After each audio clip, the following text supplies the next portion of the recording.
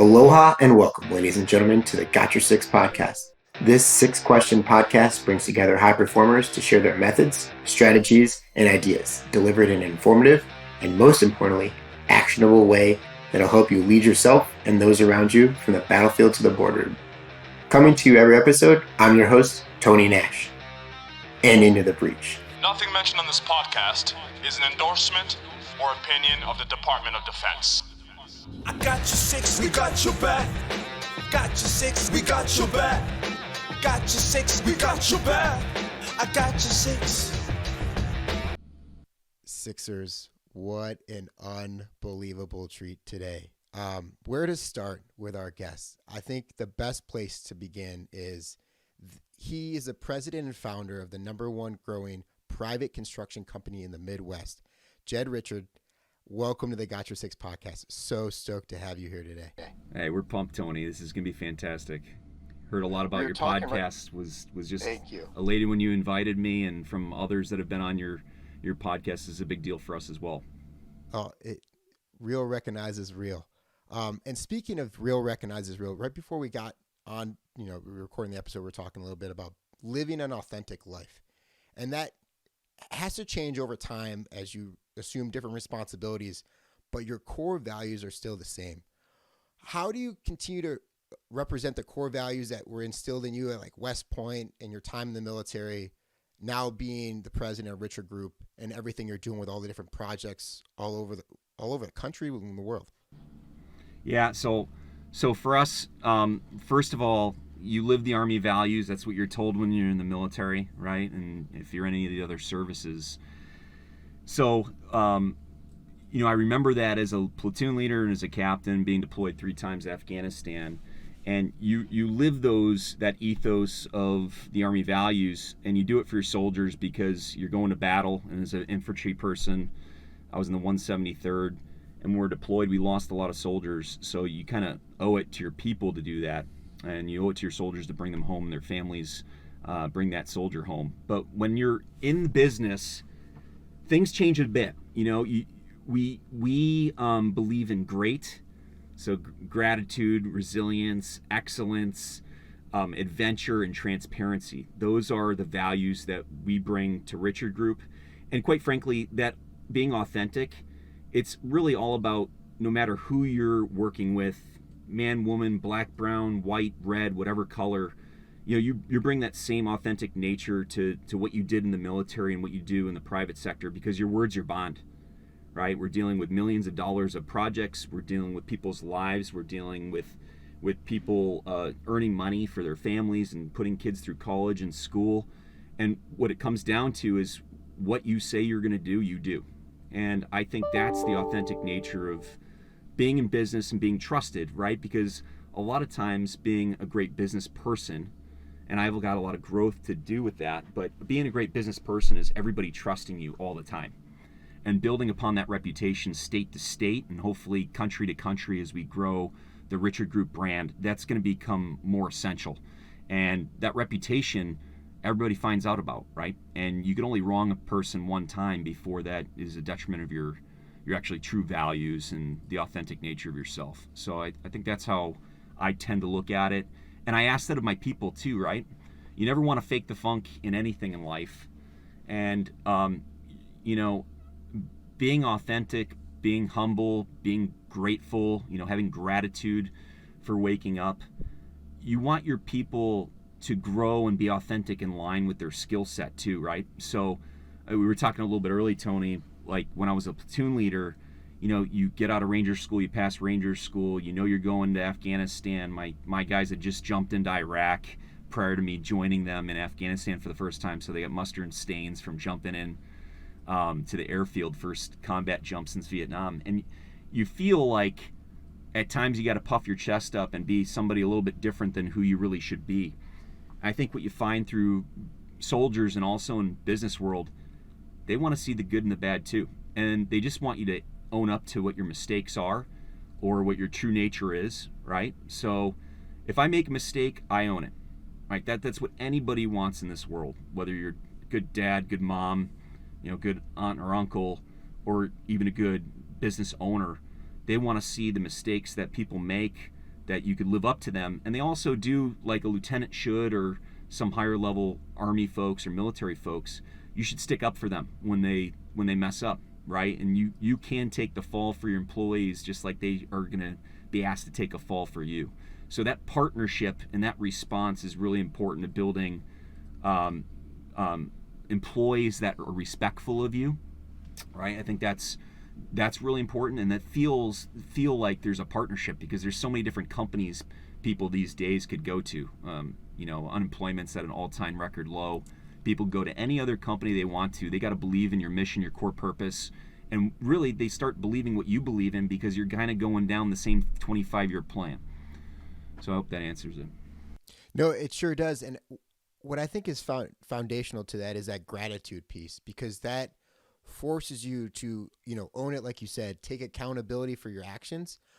Do you have a memory of when you first you remember like being grateful about something that just kind of you constantly go back to, whether, it was when you first started Richard Group or, West Point, wherever? Yeah.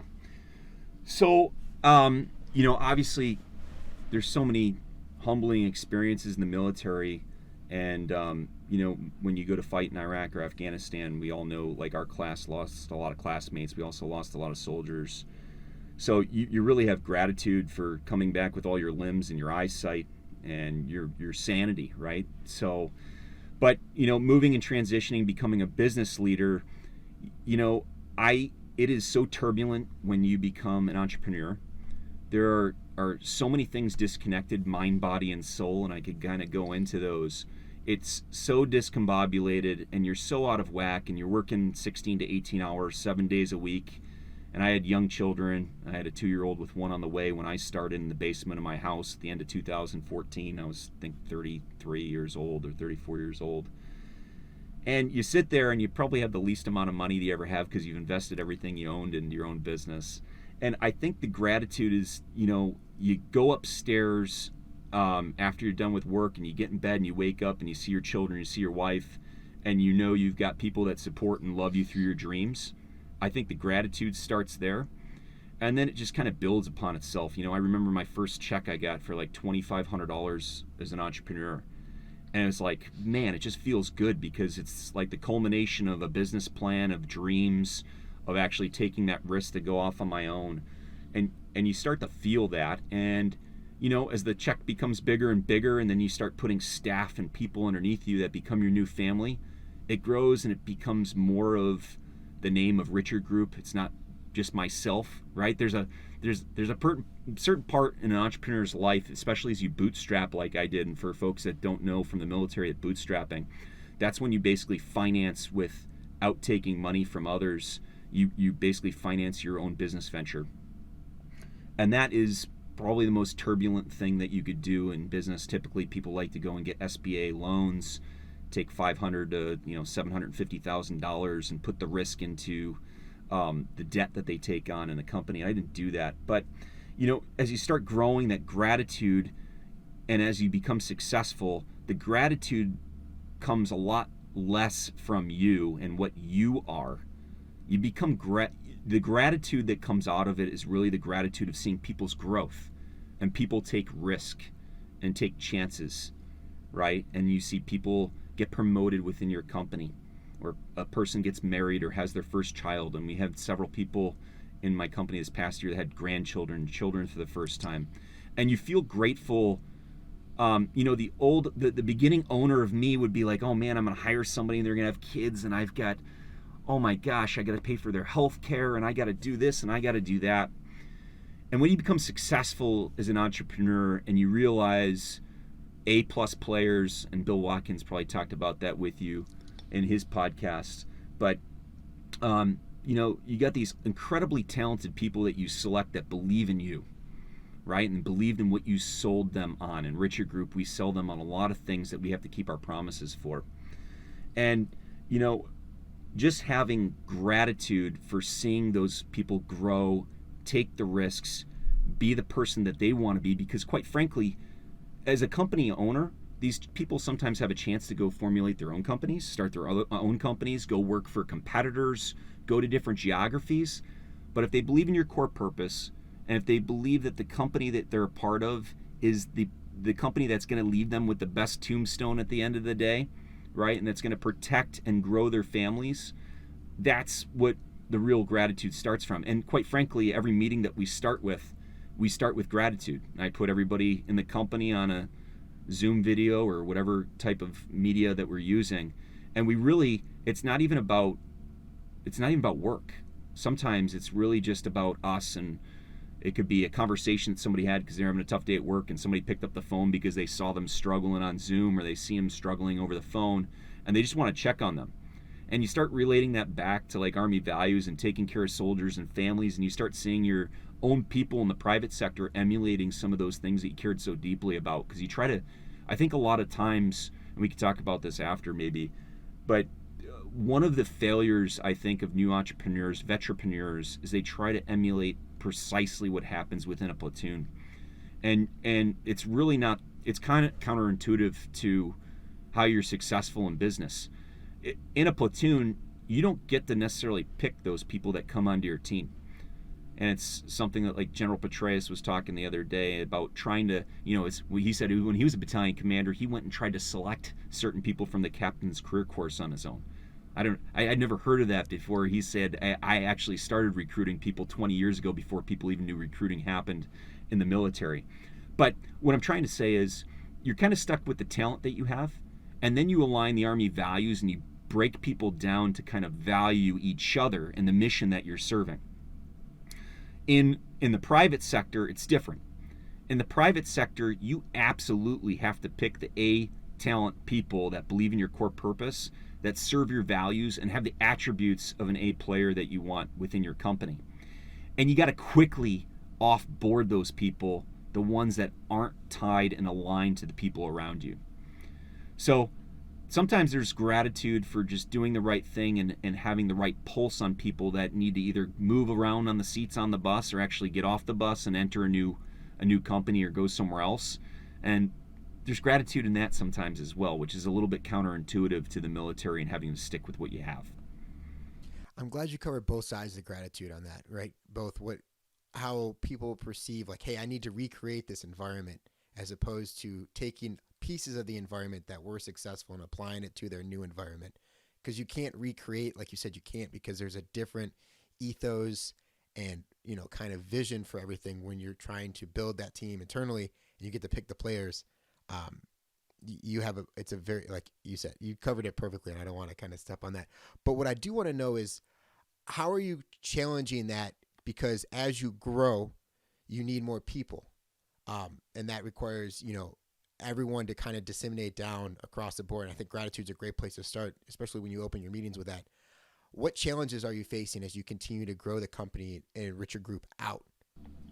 Yeah, well, that's a great question. And, as you grow it out, there's a few different things. I mean, we are in a 1 in 100 year kind of situation now with a pandemic, and then sort of like an economic bubble starting again, and the lack of craft workers and manufacturers and commodity pricing. It's all kind of converging on this kind of either mounting disaster, or you got to look at it as a real opportunity. And we actually hired a lot of folks from people that unloaded some top level talent when COVID started up, and we actually took on that overhead to bring other people on board. And so the situation kind of goes like this. So we're growing across the country, and my failure was, because you have to talk about failures in business too, and we've let go some of the smartest people on the planet in engineering, top of their class engineering. And what we found out was they weren't necessarily tied to the same values, nor did I have the system of scalability in terms of culture. If you look at my LinkedIn writing and Instagram, everything that we talk about here at this company, you could be a great builder, but we have to be so aligned culturally, right? Some engineers that come out of college, or people that come out of the service, they've been, working 18-hour days as an S3, and then they want to go work for Amazon, and they've been working 18-hour days, and now they want more family balance, right? Some people leave the military after 20 or 30 years, And that's what they're looking for. I've been taking my wife or my husband around all around the world, 20 different posts, and now I need just like some sort of semblance of normalcy. And I think that's hard for JMOs and for people to understand that people that are hired out of the military into really fantastic organizations, they love the skill set of what you came from, right? They enjoy that you could gruel and fight through, not that you have to work 16 or 18-hour days, but they realize more than the other humans that are on this earth that you might be able to do 12 and 13-hour days as opposed to 18 and grin and bear it and actually make a lot more money that you made in the military, and then that's going to enhance the lives of your families. But for us, my failure was not having core attributes of what we were testing our people for. So we've instilled an A-player hiring process in the company. It's a 4-step process, but we have some tests that we give to folks, both culturally and technically, that revolve around 3 things, and it's grit plus gratitude equals greatness. Those are our 3 core attributes at our company. Those are the 3 things that more than anything matter, and those are where the test scores need to align. And if there's any major alignment in my company, it's got to be people are focused really around those three values in our company and what our people are. So as we grow, there's some people, and people have hiring managers at different companies and my competitors, and I've got $200, $300, $400 million competitors in my space that I compete against. And they'll call up somebody within one call in 30 minutes and say, you're hired. Now they have to live with that decision, and that short-term decision actually might end up for success for them, but long-term wise, it's going to create a lot of turnover within their business. And the bane of our existence is having turnover of people and not having those tenured folks grow and create that culture that we want to have in our company. So we go much slower than our competitors through the hiring process. We fly in and test and train. We go out to dinners and have our leaders meet with folks and actually have a cultural dinner and fit to make sure that when we're sitting around each other for 2 hours, obviously something's not odd that we feel within that person, but we actually get around. And I think within 5-10 minutes, you kind of feel that humanistic approach with other folks, whether or not they could really balance that with the team members that we already have. So to me, Tony, really, that growth is tied to people aligned with our culture, aligned with our vision, that have the skill set to do what we ask them to do, because we do ask for more because we want to be the best. So there's always asking for more, but there's always more reward. So aligning all those as we go across the country, and then as we grow into other countries, as we grow further, those are going to be the mainstays. And from what I'm hearing, Jed, is that alignment is the greatest thing that has helped improve, I would say, both professionally and personally, as you've grown out, the team, the Richard group, and, as you've grown as a leader, because you're deliberate and you're intentional and you're taking time. There's something to be said about self-selection, right? Where people just they don't feel either bought in because it's so quick, or they're just like, that's just not where I want to go, right? I want to kind of do something else. And that's fine, but you want that to happen now and not, 6, a year, 2 years down the road, because you've started to invest in these people as you built the culture. So you mentioned a couple things there that resonate. Intentionality, we talk intentionality every single day. I think the word intentionality is probably the most overused word in the dictionary at Richard Group. And I think what it comes down to this: you're trying to create a family of people as quickly as possible. And we've got people that have been here for 7 years since we've been in business. I think we got 15 or 20 people that have been here for maybe less than 6 months. So how do you get all those people thinking like a tribe and acting like a tribe? And to me, it's leadership talking transparently and authentically with people. So we've actually, and that's one of the things I was going to talk about, what's different from the military, or what's different from mindset, or what are you learning, or what's new behavior do you believe in. And it's taken a long time and maybe a lot of failure from me, but learning to be transparent about your ideas. That's kind of what I've started to do on LinkedIn and Instagram when people are starting to follow us and you're seeing the trend lines of Richard Group and me as an influencer. It's really not for pats on the back. It's about gathering ideas and bringing the best people together to talk and communicate, because we're looking for the best communicators in the business.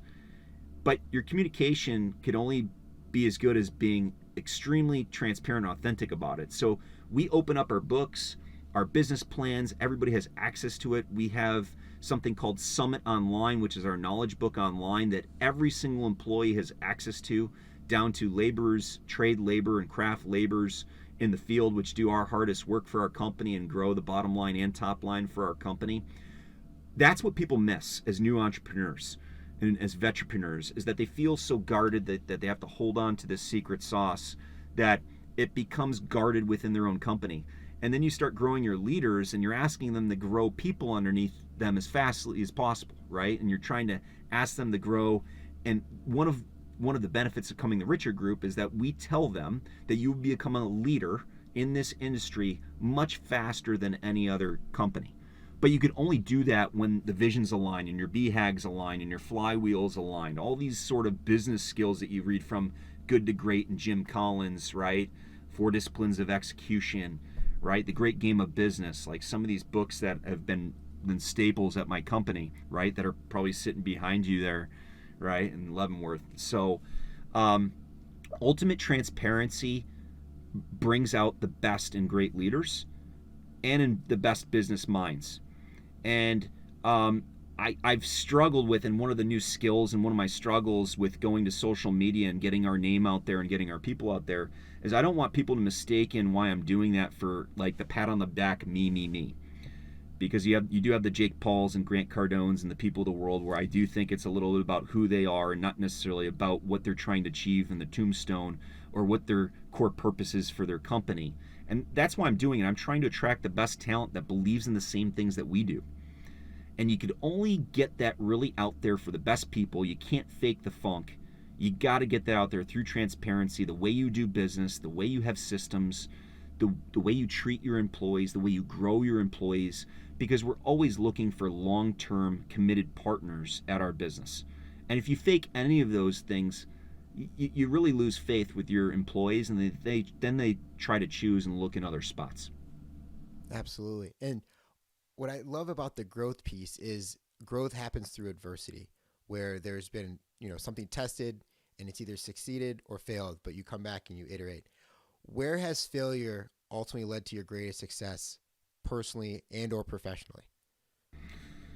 Yeah, I mean, that's a good one. So we always talk about in the company, we want a company with the most small failures ever, because that's where you push the boundaries and parameters, right? Because I've talked about this before with others, but we want people to test limits all the time. Now, we don't want them to go so far outside their limits they drift off into considerations that they don't have the technical capacity to actually negotiate or manage the struggles that they're going to go through. And that's where failure happens if you don't have good mentorship over the top. But with me and with the growth mindset, I think something that's important, maybe not necessarily a failure, is that when you bootstrap and you've done it with your own money, you tend not to risk the financial side of the business. And people that do bootstrap and aren't necessarily a believer that they're going to be successful yet, because there might have been the first 2 years where I'm like, all right, I'm putting this amount of money in here, and if this goes away, I'm going to go back and work for somebody else. Like, I never got to the mindset I'm going to go borrow $3, $4, $5 million. And you've got, early venturepreneurs, early stage venturepreneurs, going to venture capitalists and private equity firms that do have fantastic ideas. I was able to go to a West Point Entrepreneur Summit down in Austin, Texas, to hear pitches from 7 or 8 of our classmates and folks 5-10 years older and 5 to 10 years younger. And you hear these ideas that are just mind-blowing, and I think they're going to be game changers in the world. And those are people that do take on 40, 50 million in risk. So you want, my biggest failure in growth originally was not believing in the business model that I had and not allowing myself to think big, right? There's books on how to think big and take yourself out of this imposter syndrome that you might go through. And when you think of imposter syndrome, which was a gentleman down in Australia that grew a $2 billion business, and he said, I always just think I'm faking the funk in everything that I'm doing. And what you tend to understand that if you're answering a lot of the questions for younger folks around you, and people come to you for advice and they keep on coming back and listening to your message, that's really not imposter syndrome. You've actually got something there that's going to help grow people around you. So the fact of transparency and creating those risks in the company that allows the right risks, where you're not letting your young people fail and you're building confidence. And that's if you're in the military as a platoon leader, right? If you go out and you're doing an air assault mission in the middle of Afghanistan or wherever we're going next with our warfighters, and you go off in your success in your first mission, your battalion commander gives you a pat on the back and you got very minor flaws in what you did with your squads, that builds tremendous confidence in the next one. And because we've learned of so many different leaders that fail on their first mission or second mission, and it just puts them in a tailspin. It's the same thing for our young kids coming out of college. Our 22, 23, 24-year-olds, the reason why we hired them, because we tested them to have the best mental capacity ever in this construction industry that I tend to think of as a knuckle-dragging industry. And I put it on myself. If they're failing too big, that's on the leadership that haven't set the parameters the right way and haven't really allowed them to dream in the right capacity. As we kind of close up, and you talk about dreaming and not thinking big enough, right? You're trying to get better every day.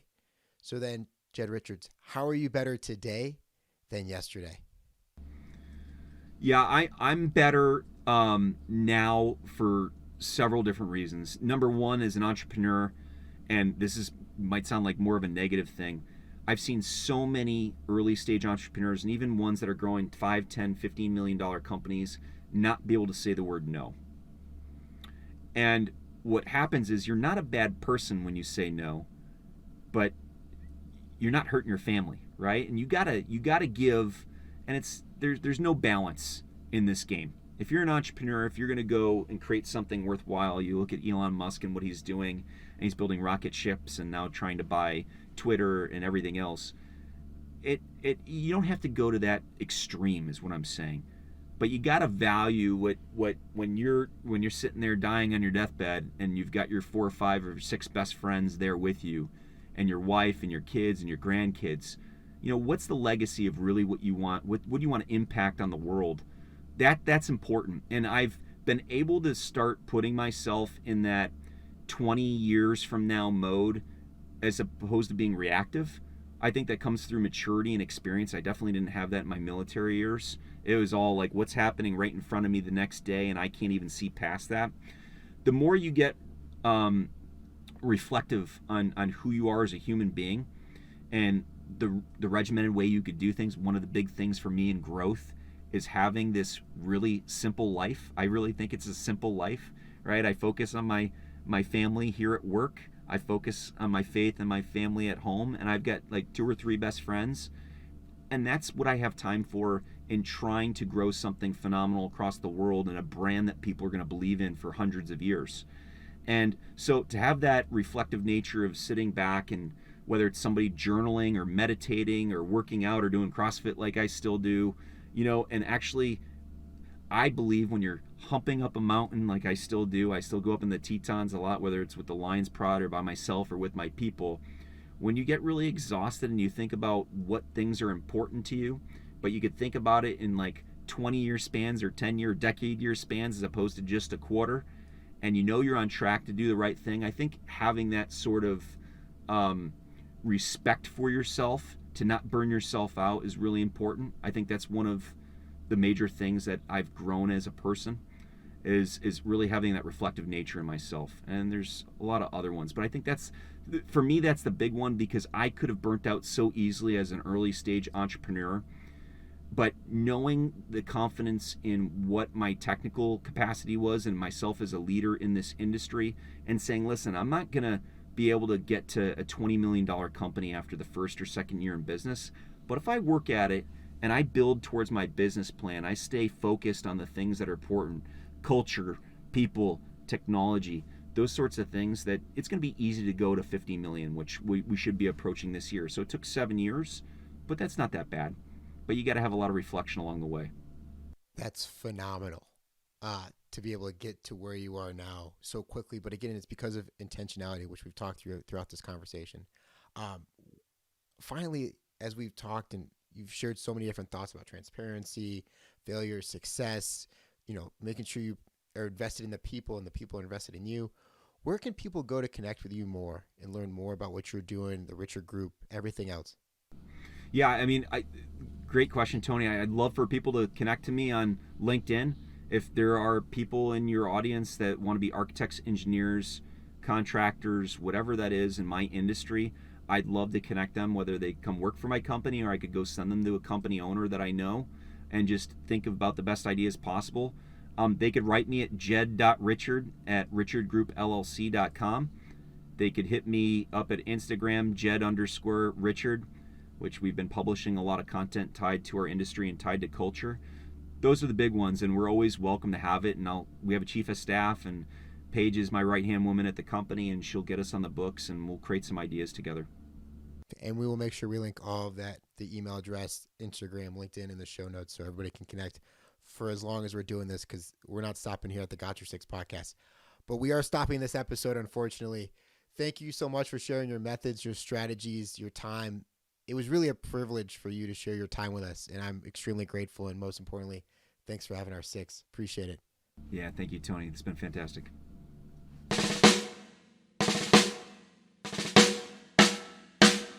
I don't know what you've been told, Sixers, but the lawyers would like us to remind you that the views, opinions, and comments expressed on the Got Your Six podcast are solely those of the hosts or guests, to include current and previous Department of Defense employees, and should in no way be considered the opinions of or endorsements on behalf of the Department of Defense or any of its components, divisions, contractors, or other current and previous staff members.